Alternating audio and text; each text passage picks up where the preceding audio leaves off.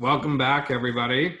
We're thrilled to be back online here with a nice showing of people and some good interest. I'm thrilled to have our guest tonight, Mike Burgess, who's got a lot of experience in multi-unit investing, very successful, does a lot of business in Dartmouth, which seems to be a really hot spot right now.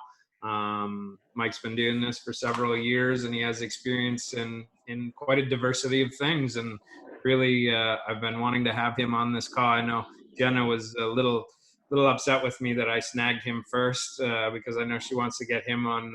She's gonna be hitting you up next, Mike, to go on her. Yeah. She's like, you asked him first. You're gonna be. She's gonna be inviting you on her podcast coming up. Maybe I stole their thunder here, but I might get in trouble. Oh, that sounds exciting. Love to. So, Mike, why don't you take a minute and basically tell us a bit about your background and how you got started in real estate? Sure. So I've been dabbling in real estate initially on a part-time basis in my early 20s.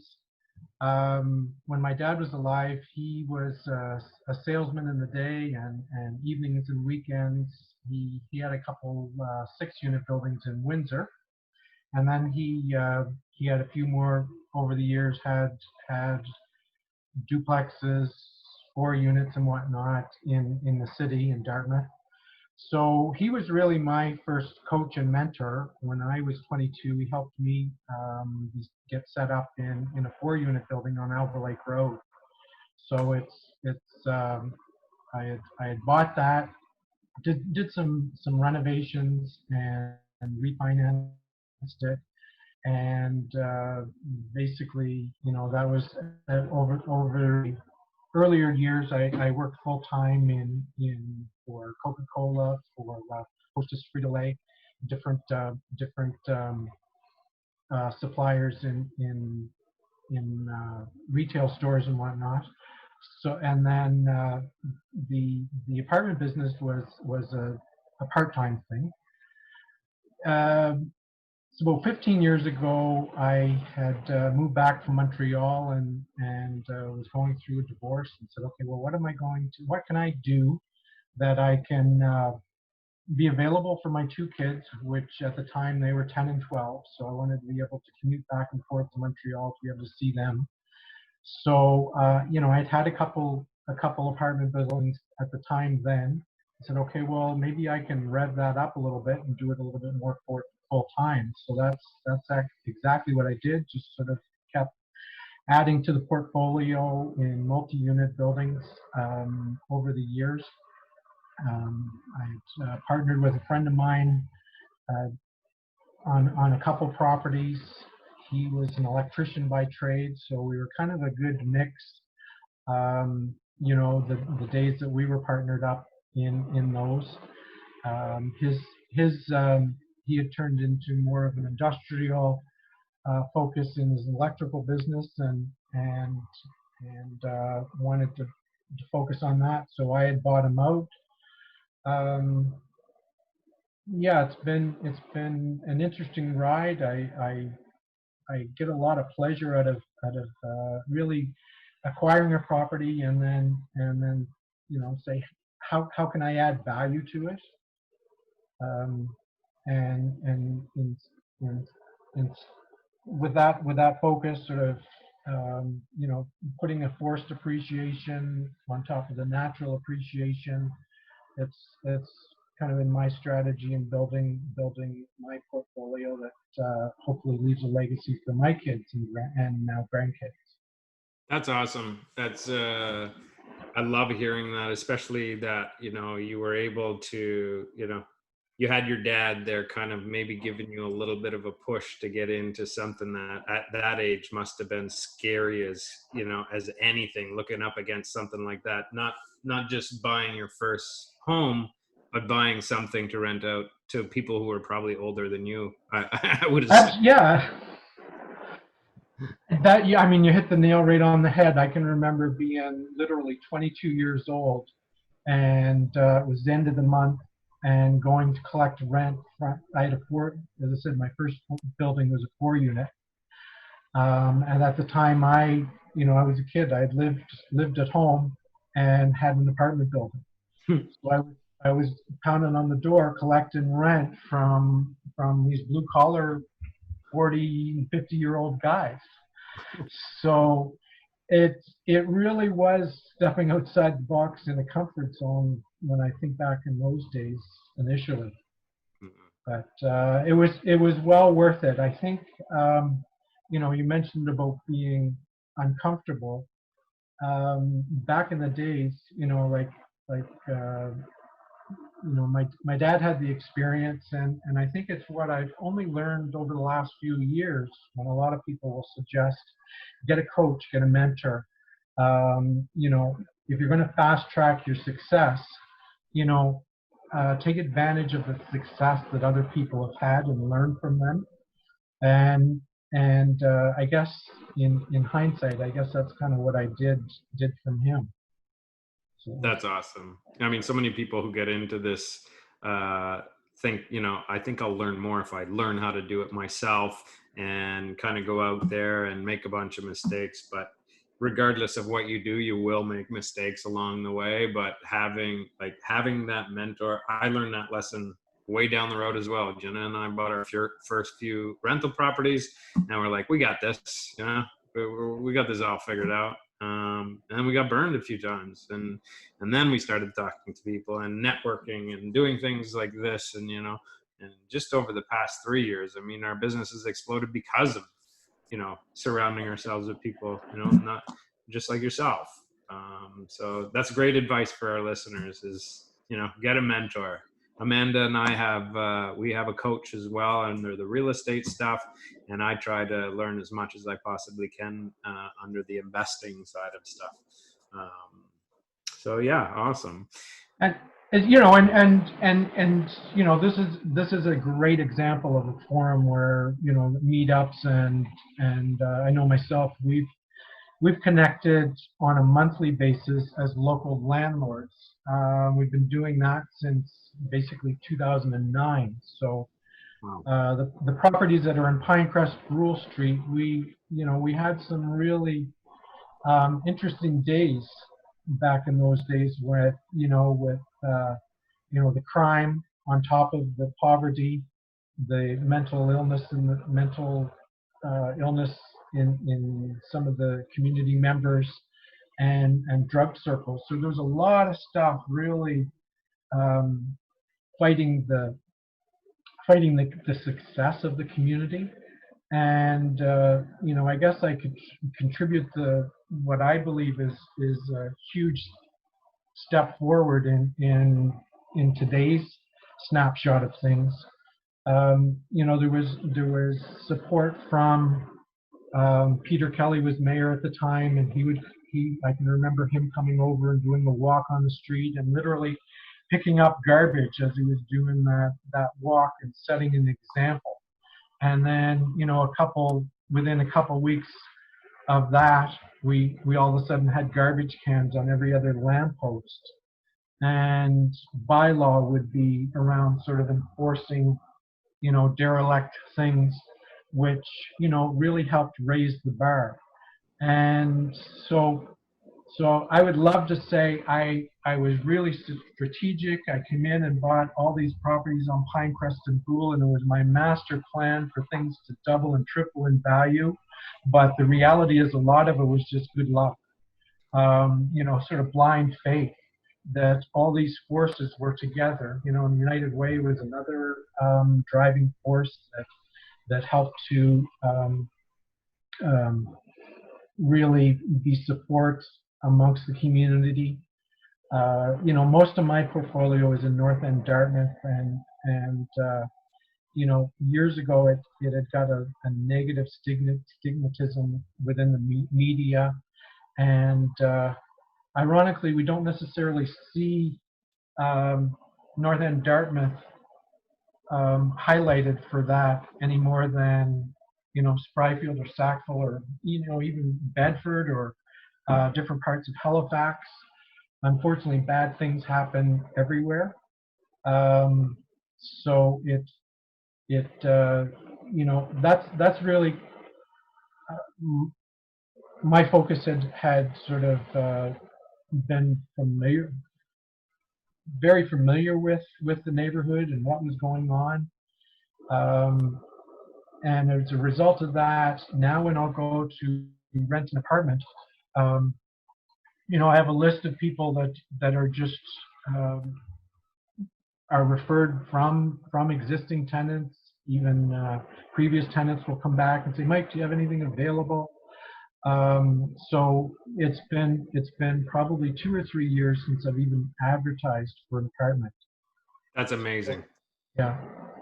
That's amazing. And I mean, not to, I have to take a step back and say I agree. There's some luck, but I follow the omen. The harder the work, the harder you work, the more luck you tend to have.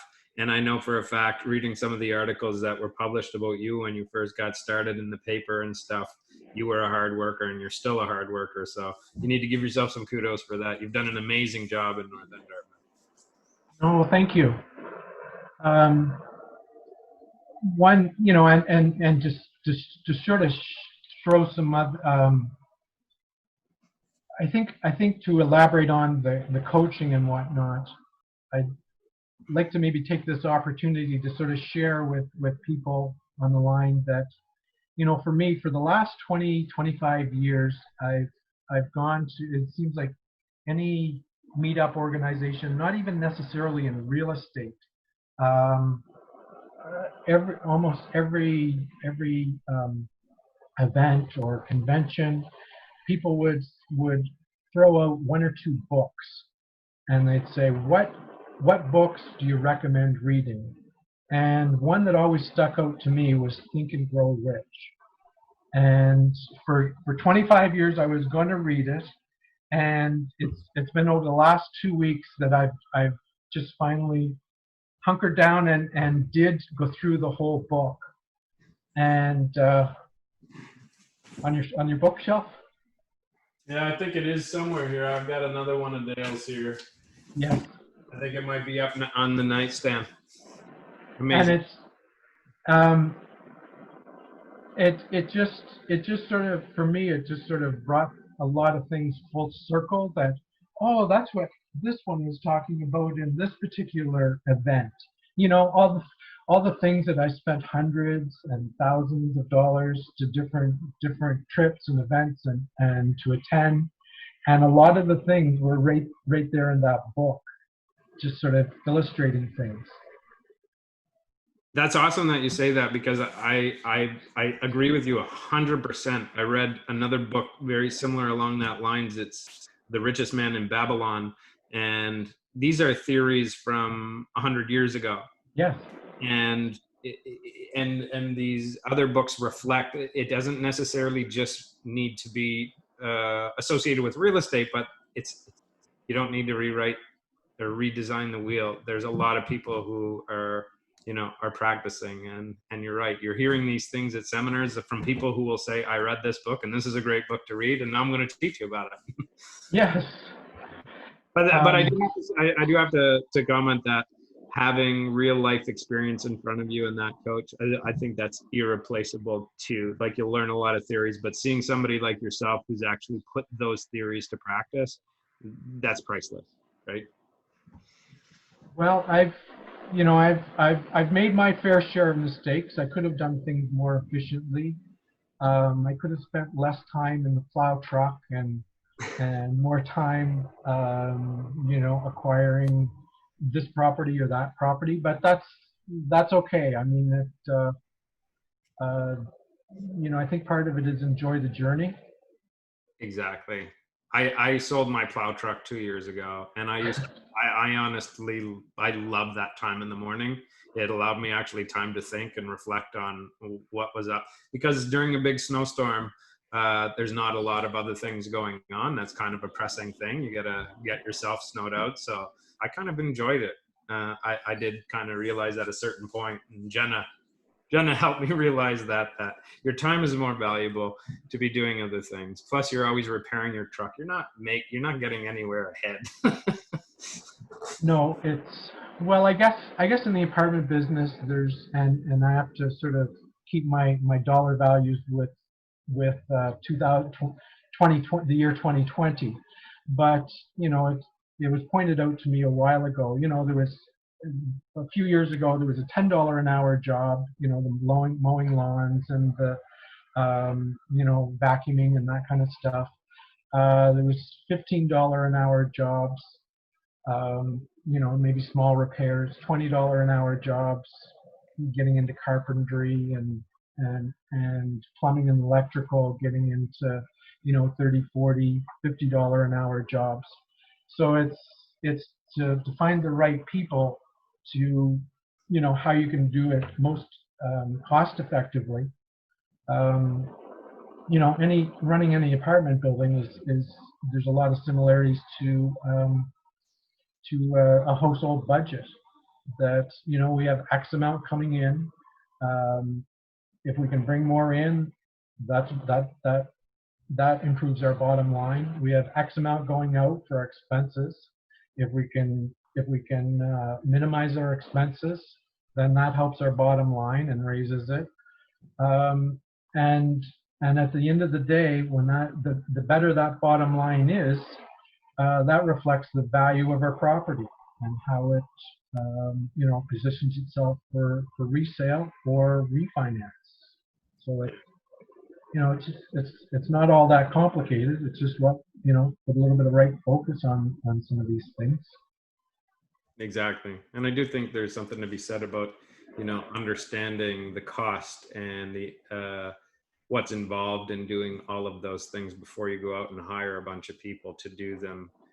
So you understand what you're paying for, you're understanding the job, and you're understanding how to do it right. You know, a lot of people will ask me, do I hire a property manager right away? I say, learn from a property manager, but also be hands-on as much as you possibly can, so you can learn what makes a good property manager. Jenna Ross. I mean, sorry. No, you're right. But yeah, I'm going to get back on track to my questions because I could just talk all night with you, but I want to try and keep on track here. So, Mike, what type of real estate have you invested in over your career? So it's been predominantly multi-unit properties, ranging from 5 units, 8 units, 12 units over as I said, over the last few years. When I first started, you know, as I said earlier, my first one was a 4-unit. Next one was a triplex. And then after I had acquired those 2, it was time to move out of mom and dad's basement and have my own house. So that acquisition was a bungalow. So when I bought that bungalow, I had so let me get this right. You own 2 multi-unit buildings, and you were still living with your parents. Yes. I love that. That's awesome. That's it. I had the right coach. Yeah, you did. Yeah, I'm not making money if I go and buy myself a house to live in. So I'm going to buy properties that will help me, you know, basically buy my house. So to build on that, when it was time to buy my house, I did buy a bungalow. I was single at the time, and I got on the phone and I got 3 buddies together, and I said, I'm buying a house. I'm going to have some rooms to rent. Do you want to be a roommate? So on closing day, and I bought the house. We had 3 people moving in. So I took what was the rec room of that house, and that was my bedroom, and rented out these other bedrooms. And then once we got moved in, I took the other half of the basement. It was originally a garage. We kind of modified that, and we built a 1-bedroom apartment in where the garage was. So it really just sort of hammered home, how do you add value to a property and make it cash flow and build equity. So in that particular house, I lived there for 2 or 3 years. Then I got married. We built a house in Bedford, and lo and behold, I talked my wife at the time into, yes, let's build a basement apartment in that house. Nice. So we lived there, and then had moved to Montreal for a while. And then when I, as I said, divorced and came back, sort of revved it up into multi-unit buildings. So, I think the natural progression, if anybody on the call that's looking at starting to get into real estate, push yourself to where your comfort level is. And if that's a single family home or a semi, a triplex, just do it. It will, if you can cash flow and keep things rented and the money coming in and paying the expenses, it will build in value. And you get used to dealing with tenants and solving their problems, because that's really what successful people are problem solvers. As real estate investors, we provide housing. We solve the problem of providing a place for people to live. If we do it right and they're happy, we're able to get a market rent, or slightly just a little bit less than market, and they'll stay long term. Yeah, so just to sort of recap, it's been a combination of smaller properties in the beginning, now into up into 12 and 13 unit buildings, and my natural progression now would be getting to a 50 or 60 unit building that sort of makes more sense from an economies of scale, where there would be a live-in superintendent that and perhaps an assistant that would look after minor repairs and tenant issues, and everything's sort of under one roof. So I guess that's kind of been your focus now is investing in more things under one roof. That's been on my bucket list. The reality is, the last few years I haven't really acquired much. I did in the most recent one I bought was just a little single family home.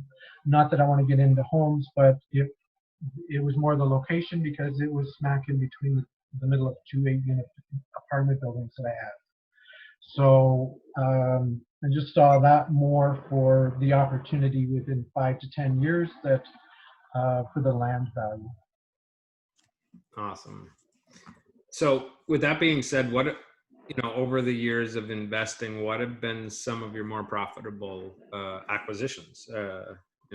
It sounds like the first three were amazing. I don't know what, if anything, you were paying. You're probably making money with your first house by the amount of people you had. Yes.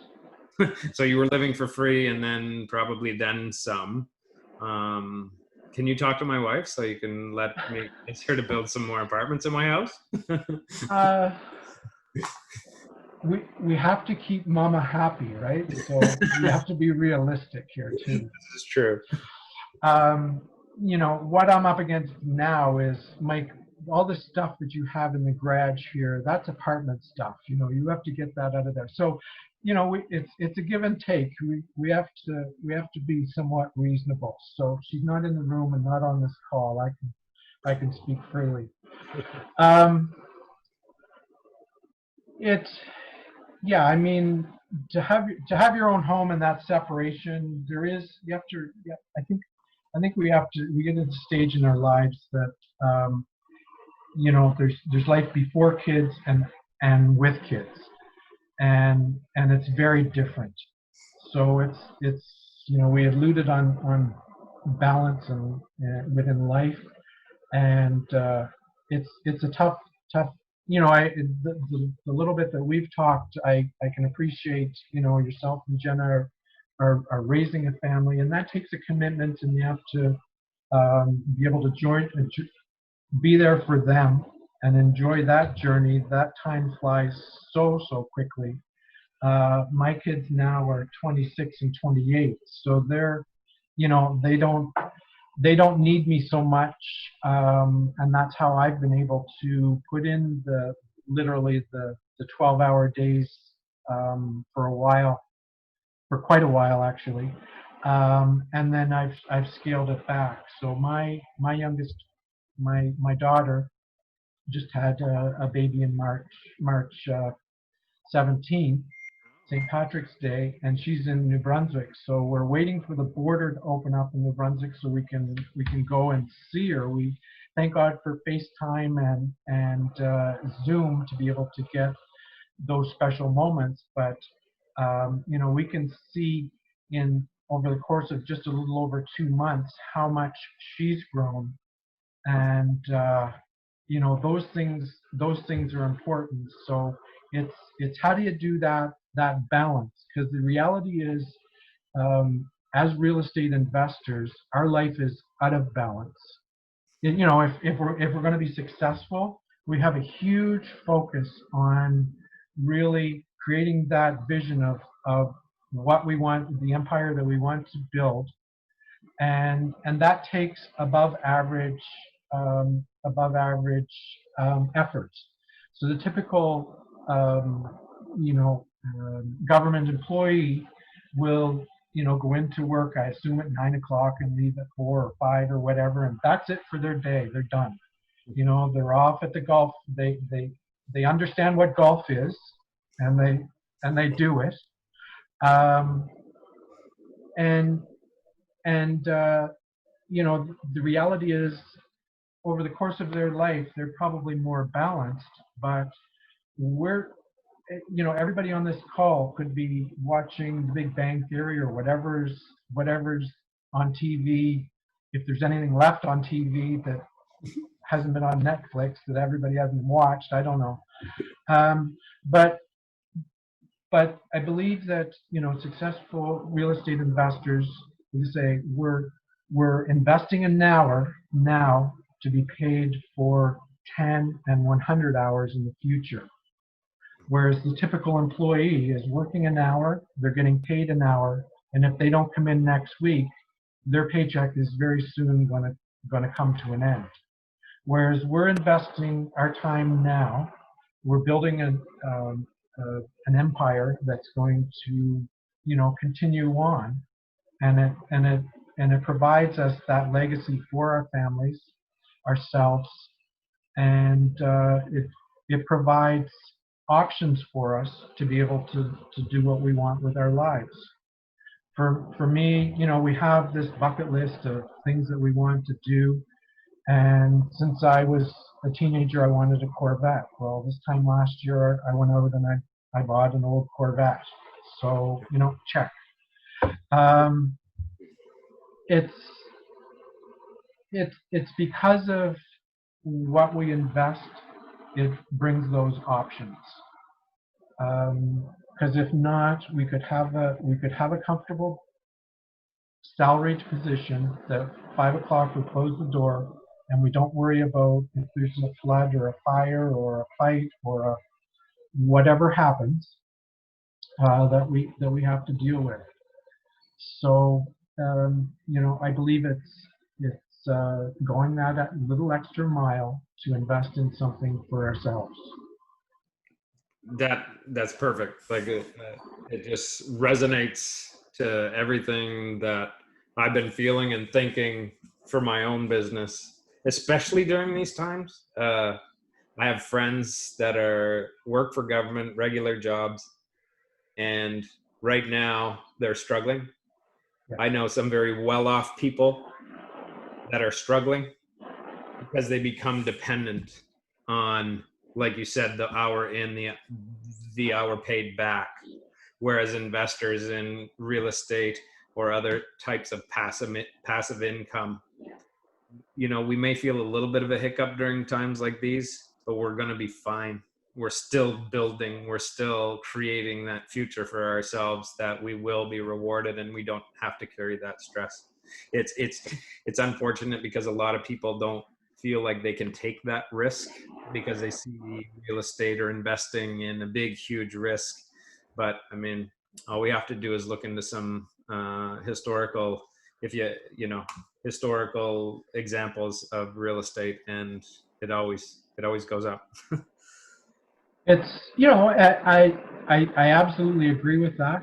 I do have, um, you know, I have one commercial property. Everything else is residential.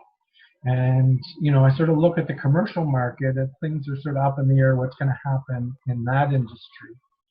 Um, you know, and it really is, I believe it's really a hit and miss that, you know, a lot of people have gotten used to work from home. Will some of these companies say, hey, um, we we don't need these big offices. We can, you know, perhaps we can explore the option of, do we get our workforce to work from home? You know, and we have a little less commercial rent that we have to um, pay for. So it's really up in the air. So um, you know, students, um, my my stepdaughter's at Dalhousie, so we've heard that Dalhousie's going online Yeah. for the first semester. So in her particular situation, you know, her boyfriend was uh, starting medical residency in Toronto. So now that she's on her law degree is online, she's going to Toronto. So there's one how things sort of butterfly effect, how things roll, one thing affects another. So they're going to be subletting their apartment. You know, that's one less vacant. That's one more vacancy or availability in South End of Halifax. So it's kind of interesting to see how this is going to all play out. Um, you know, it really there's some things that we don't necessarily have any control over. But if we look at it and say, okay, well, if this happens, where's the opportunity going to be? And how can we as investors position ourselves in front of that opportunity? Um, so yeah, just a thought. No, it's making me kind of expand my thoughts on the whole thing, because I did read earlier this week with your comment about that, was that you know, the biggest company in the world, Google, is going to be keeping the majority of their workforce at home after this. So Mike's statement about that is exactly true now. And how does that impact? You know, how does that impact us as investors? Um, is already actioning that, and you know, a lot more are going to follow suit.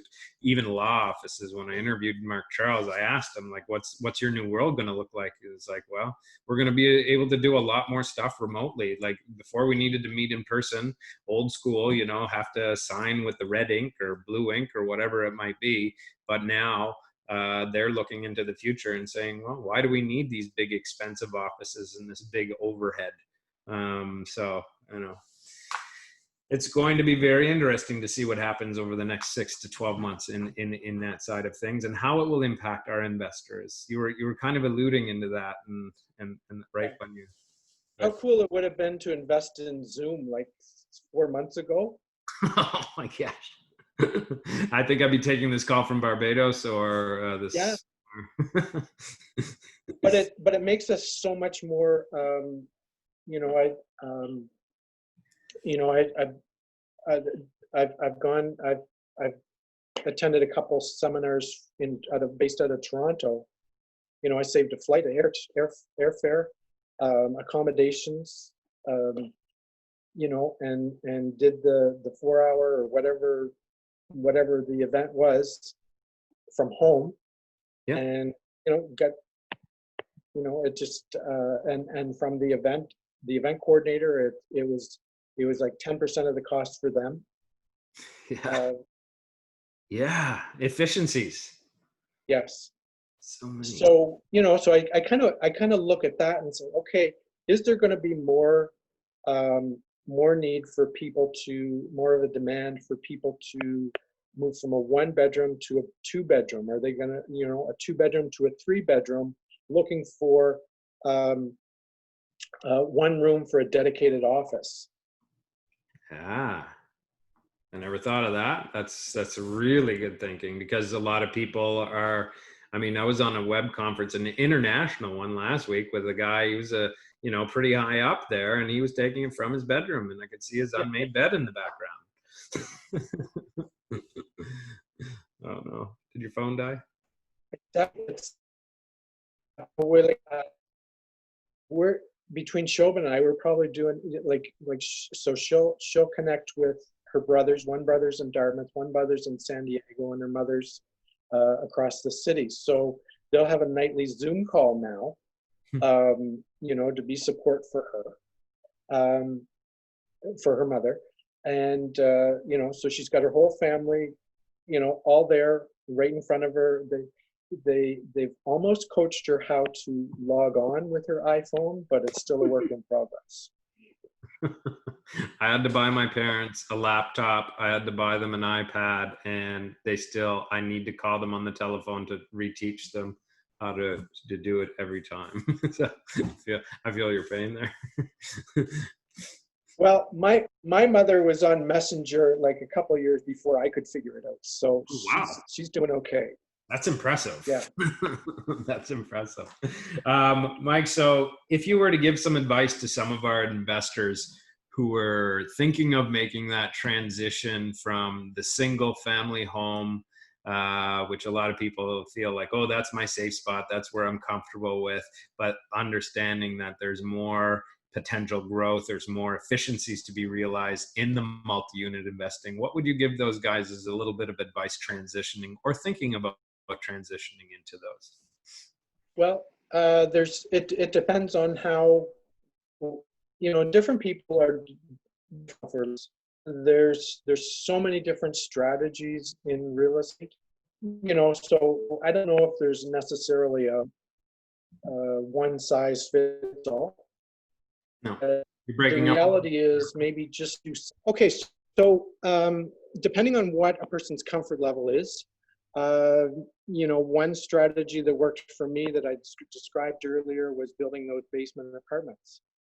So, from that single family home, create an income stream from your home if that works for you.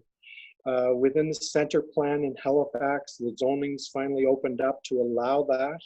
And within Peninsula Halifax and a good portion of Dartmouth, that's going to be legal to be able to do that.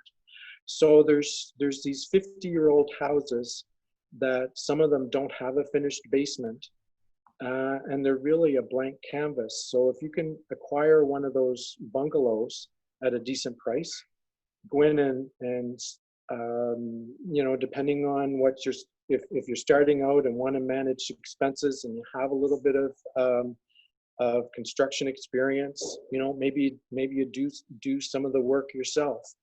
The reality, the basic rule of thumb is that 50% is labor and 50% is material. So if you can put in some sweat equity in the beginning and get started, that might be one option to start as turn one unit into two, and that's raised the value of that property. It creates an income stream. It helps you get used to being the landlord. The next evolution would be, getting into a semi or a 4-unit or a triplex. And I'll share with what took me probably 20 years to learn. Passing this on, hopefully it can be some cut those 20 years off of somebody else's business life on this call. I had partnered with a friend of mine and we bought a 4-unit building on Albert Lake Road. Things were going pretty good, so within about 6 months later, we bought a 13-unit building on Spring Hill. We went out and we hired a snowplow operator, and at the time he was charging us $800 to plow the snow for the year for each of those 2 properties. So it was costing us $800 to plow a 4-unit property. It was costing us $800 to plow a 13-unit property. So in other words, $200 a unit for one property, and I'm not even going to quickly do the math, but like $80 or whatever for the other, or 70. Is that when So you bought your plow truck? after year 3, we had burned through 3 guys that gave us excuses of why they couldn't storm. We said, this is crazy. We're having our own plow truck. If we're going to get yelled at, it's because we have some control over us not showing up ourselves. We just did. So that sort of hits home about the economies of scale. The more, and where I am in sort of the more units you can get under one roof, the more efficient and effective, cost effective, the quicker you get to that sweet spot of things working.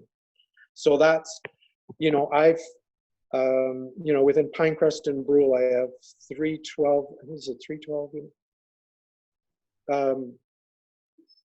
212 units, 3 8s, a 5, a 6 unit, and they're all within like they all neighbor on each other. So I'm dealing with multiple roofs, but because of geographically they're all there, it's very easy to do maintenance and operations on those surrounding properties. So in some respects, they're similar to a 50 unit.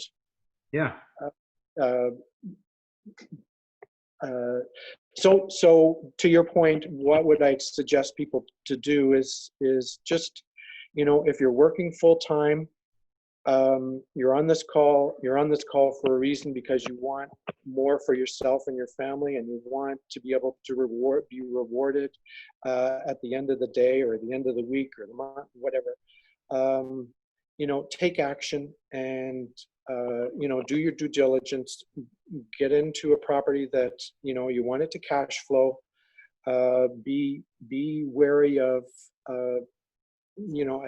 what area are you buying. So a lot of my focus, a good portion of my portfolio was in the Pinecrest Rural Street area, and there was it was a rough neighborhood, and with that comes a lot of challenges. So I don't know if I would have recommended for somebody to start out in Pinecrest and Brule 15 years ago. I had a little bit of experience with the comfort level of the tenants and basic knowledge of what it takes to keep things fixed, keep things paid for the most part, keep tenants satisfied, and keep things rented. So, it's a series of steps. If you start off with that comfort level and just work your way up. Awesome. That's great. Yeah. Advice. That's fantastic. And what kind of metrics do you use when you're evaluating a multi-unit investment? I know you had mentioned finding a property that perhaps you can add value to, which I'm always a big proponent. I don't want to buy somebody else's finished job because they're the ones reaping the benefit. So what are some of the metrics that you might use? So I would, I guess for the most part, I would do completely the opposite of what I did when I bought my property in Jacksonville. I bought a turnkey property that was probably retail, or even in fact a little bit higher than retail that I paid for. It was in a war-torn area. It I didn't do my due diligence, so make sure you don't make those mistakes. I carried that property, and it was a money pit for the 5 years that I had it. I should have sold it 4 years before I did.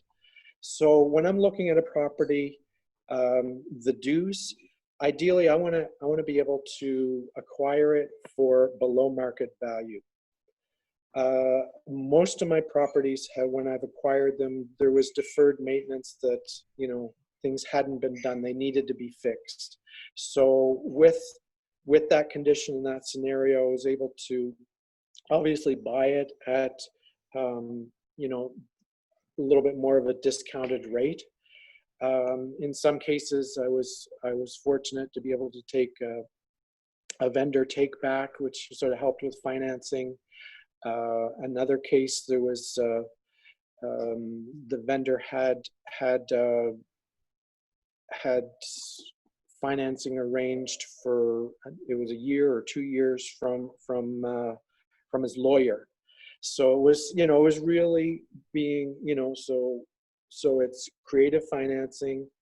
Ideally, if you can get into it for no money down, or some type of creative financing that, whether it's through lines of credit to initially purchase it and then add value and then refinance it, haul some more money out to be able to move on to the next one. Those are some strategies. As I said, there's literally binders of different strategies that will work. And you and I could probably put our heads together relatively easy and come up with 50 strategies, and any one of those 50 strategies could work or they could fail. It depends on what effort and focus you put on any particular strategy that you decide to do. That's awesome. I feel like these are the things that excite me so much about real estate and investing, is that there's not one deal that is the same from another deal. You don't get a chance to say there's some monotony happening in real estate investing, because there's so many different strategies that you can look at. You can make a deal work using one strategy, but completely fail using an alternative strategy. It's almost like playing chess. You've got to use your mind, and you've got to make some strategic moves. And, we just put under agreement 7 units in Dartmouth, and we had a specific strategy. It was over 2 buildings, so we have a specific strategy for each building, and it was exciting, just like the last investment that we had done, because it was completely different, still along the same end result of creating more value underneath something that's have significant deferred maintenance, to put it lightly. But I see that as a huge opportunity when a lot of other people will run, as long as you do your due diligence properly and you have the right people surrounding you. Like, like you had said earlier, having the right people to evaluate that and look at that and say, it's not as bad as what it looks like. These things are solid. This is the stuff that you need to do to this, but that's not expensive stuff. It's the risk, I guess, when people are inexperienced in going into a place, and I want it to be as horrible as possible. Well, to a certain extent, if we have to tear down the foundation and rebuild the whole thing, and the value of the land is, not quite up there yet, then you can get into a risky situation. But I just love it keeps me passionate about this every single morning when I wake up, is because it's not going to be the same as yesterday. It's not. There's going to be 1,000,001 different new things happen in that day. And I love that you say there's 1,000 strategies, because there's 1,000+ strategies. It's commingling different strategies in together that may work in creative financing and vendor take back mortgages and leveraging different banks and private lenders. There's so many different things. Could go on all night. Yeah, for sure. Yeah. Do you think with real estate, I mean, you've had some experience over several years and you've seen some historical trends happen. Do you think real estate's going to go up, remain flat in value? What do you think that's going to happen with real estate? I'd love to have a crystal ball right now. I think obviously, as we alluded to earlier, that commercial is going to be, there's going to be some situations that they're going to take some hits. I was talking to somebody today. They're saying how some of the new construction where they originally had a retail component on the ground level and then residential above, that now some of these builders today are very quickly responding to amending a portion of what was originally allocated for retail or commercial to residential. So, I believe that Halifax is, I think we're blessed and fortunate that, we have a good percentage of our population that's employed by federal and provincial governments. So we're relatively stable from that perspective. There's other markets that have, the Detroits of the world, where when the car industry collapsed, things really tanked in those markets. We don't have the volatility of the large spikes of Toronto and Vancouver, where things can appreciate, I don't know, 50 or 100%, and then all of a sudden, there's a market correction, and then just a downward slide for a while. So I would like to believe that we're pretty stable in the Halifax market. We look at that from the residential perspective, that we had a low vacancy before COVID. I believe that that trend hopefully is going to continue. We see a lot of, when the province was evaluating what was essential services, the construction carried on. So it's sort of reading between those lines that, we can read into that housing is important, and it's a necessity. A lot of people are really struggling with affordable housing. That's a huge issue, and that could be, another entire evening's call. So I think Halifax is on the radar for investors throughout Canada. We're seen as a very favorable market from conversations I'm having with different people.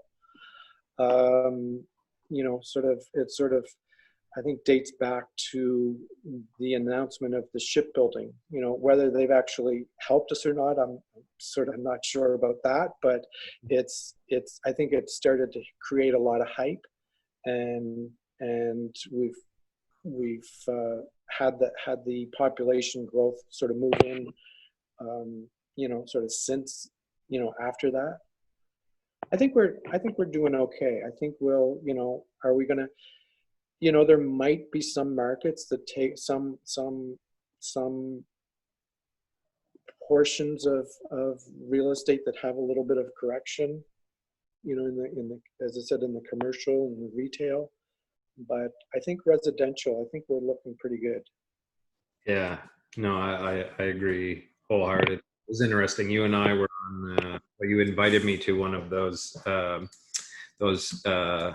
national calls last week, actually international, because there were some people from the US as well. And it was very interesting to hear what's happening in all the different markets. And I was on an international one that I was a panelist on.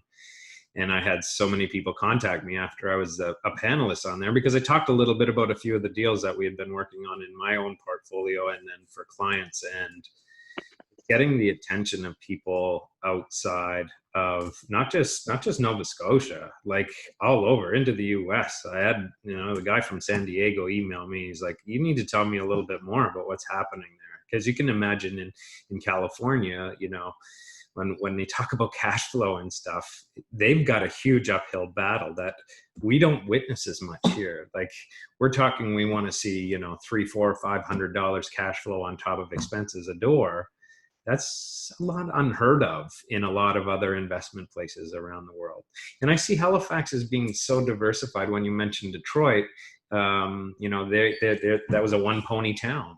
They had the automotive industry, and when we had the collapse of the economy and the automotive industry was the first to take the big hit, Detroit it imploded on itself. I was watching videos on CNN of, municipal parks having grass growing up 6 feet. We're kind of diversified enough here in Halifax and Nova Scotia that we have a huge education. We have, all of the universities Secondary education is huge. The military is huge. Technology is huge. And right now, development is huge. So all of the outside investors coming in, looking and seeing the growth and the diversification, which also, like, diversification to me, that's a risk lower. That brings your risk down when you have diversification, whether you're investing or whether it's your economy as a whole.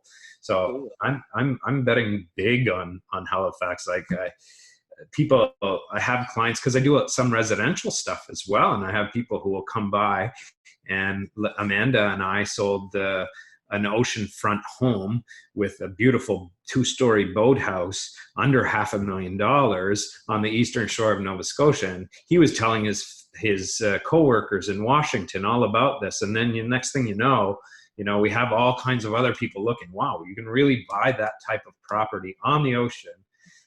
Where in other areas, you're talking millions upon millions of dollars to do the same. So we have a lot of room to go up.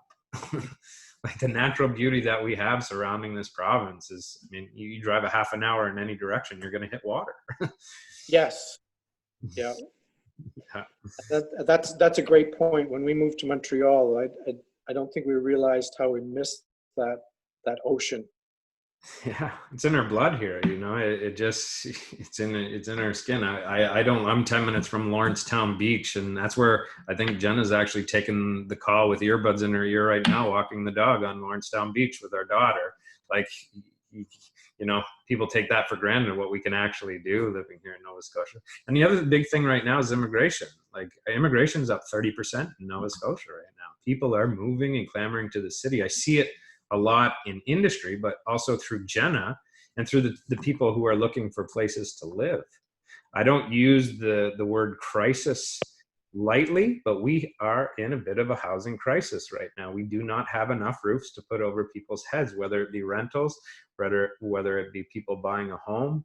People are in tough situations trying to get product here. Jenna has a waiting list. Like you said, you don't even advertise. I mean, you have people, you have a list of people. I know that has a lot to do with how you've built your business, but that's also the reality of the vacancy.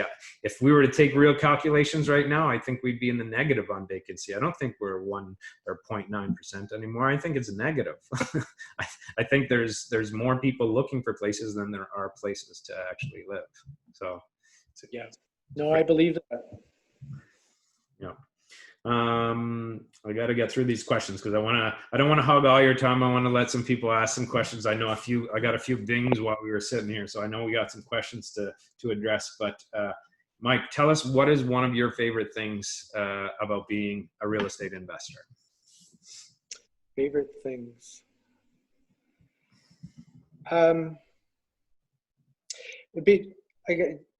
Great question.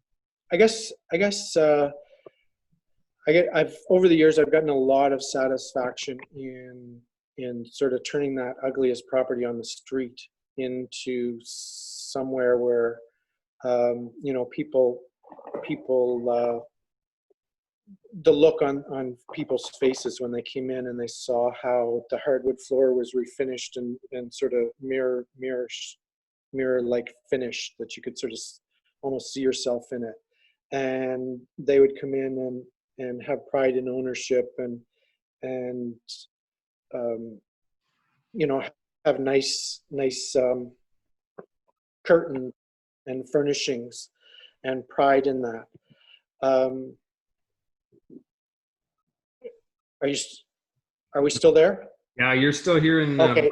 Okay, sorry, I had a call that was coming in. I didn't know if it overrode us, so that's okay. Yeah, great. See you again. So there's sort of a lot of it. I guess my biggest satisfaction is being able to help people. I've been blessed in being able to come across people that needed a break, and sometimes I've gone out on a limb, quite oftentimes, and given them a chance, and they've lived up to that, and that's really been rewarding. It to be able to help people in their lives. I think after I give that some thought, that I think that's probably the biggest satisfaction.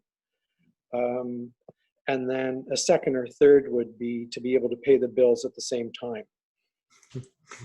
It's so awesome that you say that, and you put it that way. Like your favorite part is being able to provide something, and then your second is to receive something. That's awesome. I respect you a lot for that. That's great. Well, Um, I think that's what I've learned is if we can help and serve people, then hopefully the money will come.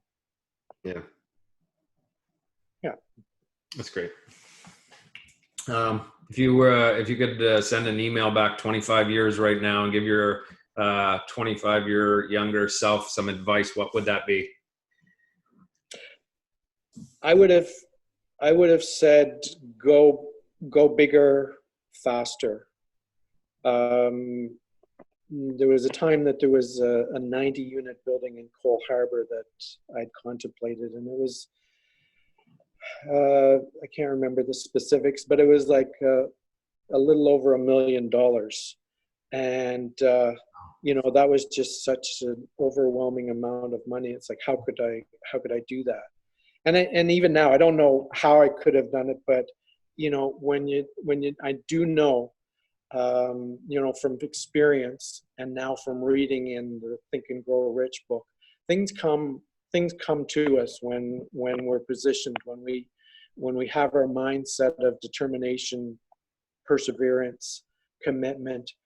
There's ways to make things happen, and we don't always know what the answer is.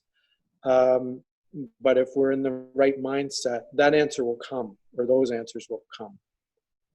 That's great. You taught me an equation, actually. Is that right? You did. One of the first times we got this, I had the pleasure of sitting down and chatting with you. You told me about the three equation. Oh, okay. Yeah, if you want to share it with our listeners. Well, that was from Stefan. I'm going to be careful not to pronounce his name wrong. Ierno. Okay. And unfortunately, he recently passed away. This like a 33-year-old investor from out west. I had bought a couple of his books, but it was basically the three pillars of a deal: money, people, and the deal, or the financing. So if you have the deal, and if you have two of those three pillars, the third one will come. So in other words, if you have a property, it's at a smoking deal, and you have the financing, you'll find the power team very quickly. Or if you have the power team and it's just And the deal. Then yeah. If you only have one of the components, it's a little bit more of an uphill battle. But if you've got two of them hammered home, the third one will come. Awesome. If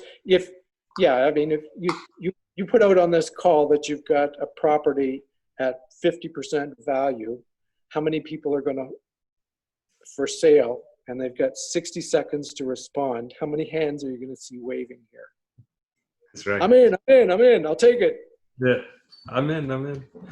Do you have one of those deals, Mike? No. You're the agent, right? Yeah, that's right. That's awesome, Mike. I love talking to you. I love listening to you. I like getting these questions answered. But I'm going to turn some over now to our guests, to our participants here. See if I can open this up here a little bit. Let's see here. What are 3 to 5 quick snapshot items you look at to decide whether or not you will invest in a property? That's from Luciano. So I guess the first one that would sort of appeal to me is what, can I get it below value? So if I pull the trigger on the deal and buy it, has it increased my net worth? So that's one of the biggest things. Second would be, what can I do to add value to it? So create even more. Another one I would look at is what kind of area is it in? So, to my Jacksonville property, am I going to have to buy? Am I going to have to buy the third um, um, third air conditioner to be able to keep the property operating? So in other words, crime rate can be a key component. What's going on in the market? Is it are we high unemployment, and what's happening to the population? Are we having a top population growth or decline? So in our Halifax market, we're pretty good now. 15 years ago, we weren't so attractive. So that's, so that's some of the things that sort of come to mind. Okay, great. We have another one in from Ridge. Love that you've established yourself in North End Dartmouth. What systems can you put in place to not get burned as an investor in an area that has been known as, potentially a stigmatic area, I guess, to put it? Or previously stigmatic area, I guess. So I'll answer that in the respect of sort of some of the things that I did. I heavily invested time and relationships. So North End Dartmouth was one of the first. It was the first neighborhood or community of HRM that started off with community police officers. So we had Chris Freese, and then second, I knew Chris a little bit, and replaced, when Chris retired, Randy Wood had taken over. And basically they were to, we built those relationships. We talked, at least probably on a weekly basis minimum, on sort of sharing information of what was going on in the neighborhood. And, oftentimes the relationships with other landlords prior to, I think the generation prior to myself and my counterparts, I don't think the landlords communicated with each other. I speculate that they looked at themselves as competitors, whereas I think we had realized that we were in a tough neighborhood and there was a lot of bad stuff going on, and we worked together and we communicated. So if there was somebody that moved into an apartment, didn't pay rent, and sort of was a professional tenant, lived there for 2 or 3 or whatever months free, and then was finally evicted, we kind of talked amongst each other, and I kind of ran them out of North End Dartmouth, because we shared who we were burnt by, and our neighbors didn't make the same mistakes. I think prior to our generation, they didn't do that. And it was evident in the fact that people would move out of one apartment and literally move across the street, and they'd park their freeloading selves there for a few months, and then move back to a little bit up the street and do the same thing. So it's crazy. So just talking to people and the relationships, that's been huge for me. That's such a great point, because if you look at it, I mean, you guys as investors in larger multi-units, you're after the same goal, but not necessarily the same, you're not providing the same product. There's no reason why we should work against each other. It's such a small community. I mean, even Jenna, as her business grows, she's able to, kind of do the same thing for property managers, right? Like if she gets burned in one of her properties, she's more than glad. In fact, she tries harder to share that information because it only serves to benefit all of us in the end. If you can save a landlord from, that gentleman in Cole Harbor, had he been notified, I'm sure everybody on the call is aware of what happened there. He was out, tens of thousands of dollars in rent and repairs. Had he had a heads up from somebody or done a little bit more due diligence and contacted and had some open people in there, could have been completely avoided, which then would have completely avoided, the resources that had to be employed in order to fix that situation, which, that guy will never be whole again. He probably never want to invest again or have a rental property, but it could have been avoided. And you guys took this, you said you started in 2009. Pinecrest was 2004. 2004. So you started that trend really early on in creating kind of a group that could help each other build your businesses. That's great. Yeah, I guess, yeah. So I bought first in 2004, but we started to meet as a group, and there would be at one point we had like 35 different companies or property managers, or including Hamburg and Oxford and the Transglobe at the time. So we there was a few mom and pops that weren't sort of in the loop, but like I say, if somebody burnt one of us, we were very happy to share. Yeah, because it only comes back around to you, like. Yeah. Yeah. And there was, so and most of us on the call would know that, if you're renting to somebody and you're looking for a recommendation, if you're calling their existing landlord, you kind of take that with a grain of salt. Some of them may be very motivated for them to move from their property. So, if you're talking to, if you can get through to a second or third or fourth previous landlord, you're often going to get a more, a realistic answer. That's great advice. Really great advice. Spend that extra, what is it, hour of your time to save yourself potentially thousands of dollars and hours and hours and hours of, of hardship by spending a little bit more time screening your tenants. Yeah. And I've for the most part, I've been fortunate that, with a lot of referrals from current tenants, generally, if somebody's a good tenant, they associate with, there's some similarities. So if it's a good tenant that's referred somebody, a relative or a friend, I've generally taken a fair amount of weight on that relationship. Mm-hmm. It's worked out for the most part pretty well. Great. We have another question from Mahesh. Do you recommend putting 20% down payment and getting the rest from the bank? And what's your tips for looking for properties on a budget? I guess that's what that says, on a budget.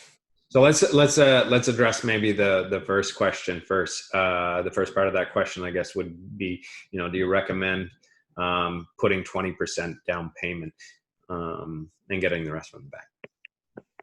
If you can, my preferred strategy would be no money down. So when I'll clarify that no money down.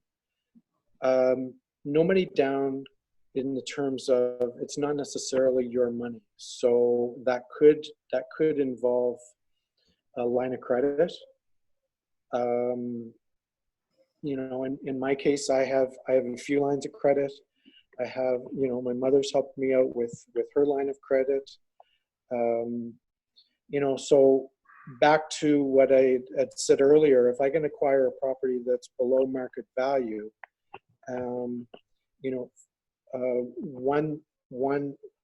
one strategy that I've used many times that's worked well for me was to acquire it below market value, do the repairs, and then once it's stabilized, hopefully within 4 to 6 months, then have it reappraised again.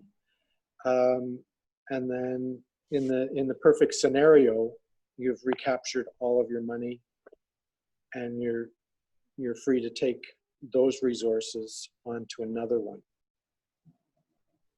Yeah, I mean, I give that same advice to investors just coming into the game. Like, a lot of them think you just need to get that 20% down payment, and it's hard to save 20% down payment for any property. I mean, so I guess, the key things to think about is leverage and how you can leverage other people's money, such as the bank or lines of credit.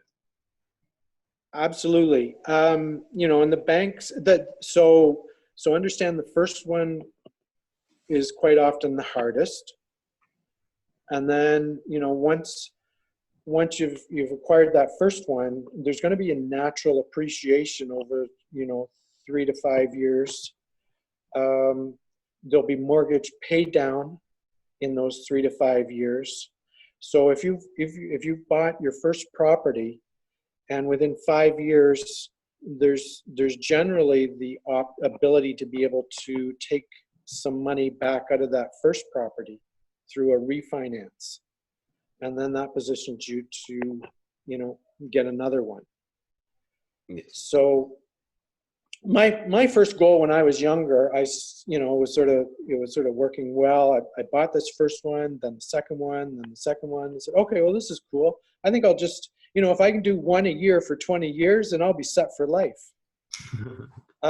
So I got a little off track there for a little while, but did continue. Yeah. I get a charger here now, so I don't get dropped. I know. So yeah, no, that's great. And I guess the second part of that question, I can answer it too as well, is your tips for looking for the right property for the budget.